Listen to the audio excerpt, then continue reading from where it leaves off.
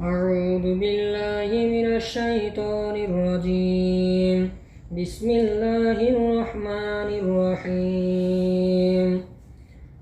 سبحان الذي أسرى بعبده ليلا من المسجد الحرام إلى المسجد الأقصى الذي باركنا حوله لنريه من آياتنا إنه هو السميع البصير.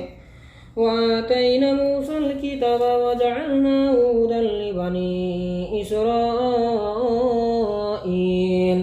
ألا تتخذوا من دوني وكيلا ذرية من حملنا مع نوح إنه كان عبدا شكورا. وقضينا إلى بني إسرائيل ألا تتخذوا من دوني وكيلا ذرية من حملنا مع نوح إنه كان عبدا شكورا. وقضينا إلى بني إسرائيل